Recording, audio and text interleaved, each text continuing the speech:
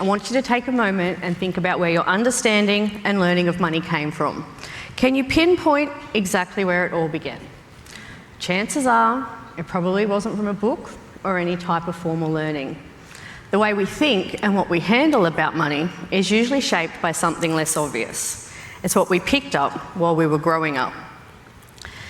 There's a handful that are lucky enough to inherit sound financial information, but most of us grow up in families where we're not taught about the financial world.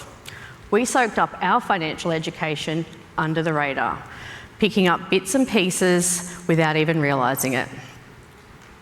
Whether it was mum and dad talking about bills being due or watching them count every dollar, or perhaps money wasn't spoken about at all. All these things shape the way we conduct and perceive our finances.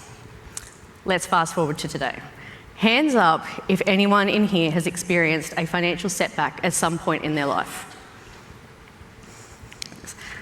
Whether it was reading a contract that was like, whether it was making sense of a contract that was like reading another language, or a high interest loan, or perhaps it was just struggling from pay to pay. If you can't, then think about the people we work with and their financial struggles and hardships.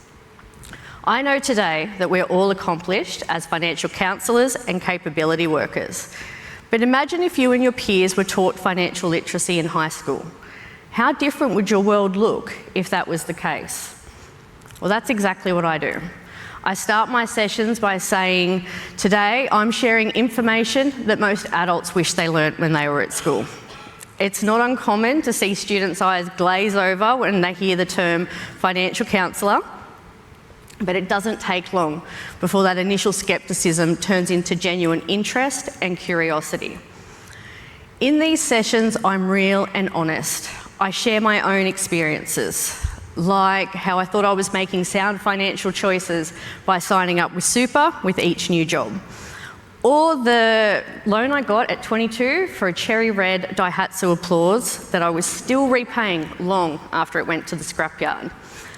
These stories resonate because they're real and they highlight the importance of financial knowledge in everyday life. I discuss what's a tax file number and why do we need it. The ins and outs of superannuation. I provide information on mobile phone contracts and discuss how buy now, pay later is a tricky merry-go-round to hop off, as well as information around high interest predatory loans and how all of this, if not managed correctly, can have a lasting impact. I remember I was at one school and I got completely lost to where my next class was. It must have been pretty obvious because a young girl came up and offered to walk me to my next class. As we started navigating corridors and walkways through the school, we started with idle chit-chat, but it quickly turned into something I wasn't expecting. As we walked, she mentioned that she'd been into my financial literacy session earlier that day. She said when she saw financial counselling projected on the whiteboard, she said to herself, well, this will be boring crap. She said that she found herself completely surprised, not only being interested in everything I said, but just wanting to hear and know more. So as we walked, we talked about contracts, superannuation and budgeting in depth. For me, it was an absolutely electrifying goosebump moment seeing her fully comprehend the importance of her financial future. I knew that my 60-minute financial literacy session had left a lasting impact on her. Just as she had guided me to my next class, I realised I had guided her financial future in the right direction. I've not forgotten her or that moment, and it's forever etched in my mind how important it is being able to provide... Sorry, I got a bit of a dry mouth. Can I grab a drink? Thank you.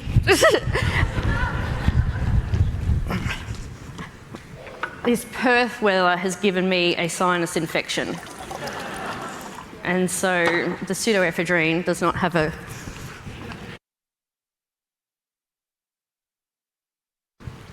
So, yeah, it's forever etched in my mind, having that moment with her, realising the importance it is of equipping young people with the correct financial knowledge. If a young person walks away and only remembers what a financial counsellor does and that we are a free service, that is a significant advantage. We truly are the nation's best kept secret. While we all work hard to advocate for the profession, it is still largely unknown. I remember listening to the news in a recent state election, and one of the proposed initiatives was to introduce financial literacy to year 11 and 12 across the state. While I was listening to this, I couldn't help but think to myself, are they even aware of our existence? Why go through the trouble of hiring chartered accountants when there are expert financial capability workers and financial counsellors readily available? Not to mention double dipping on taxpayers' dollars. So let me ask you this. Since leaving high school, how many times have you used pi? For me, just once when I was making a cheesecake. So if you can't remember, pi is used to find the circumference of a circle, and I needed to know the size of my cake tin. Now compare that to how much you wished you had been taught more financial literacy while in high school, and how much you would have used it. In every school I've been to, all staff agree and advocate that the financial literacy needs to be expanded beyond the curriculum and to be delivered by expert financial counsellors and capability workers. The roadblock in providing the financial literacy into the schools isn't about what we know, it's the government.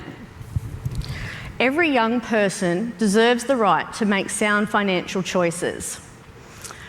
This can only be achieved if the government adds financial literacy into the curriculum, the national curriculum, with both FCA involved in content creation and delivery. We all know that saving over time makes all the difference. In this case, we are investing in future generations.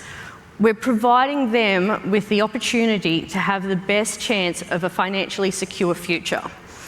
In the adult world, where every decision we make counts financially, it's about time we set up future generations with the skills that they really need.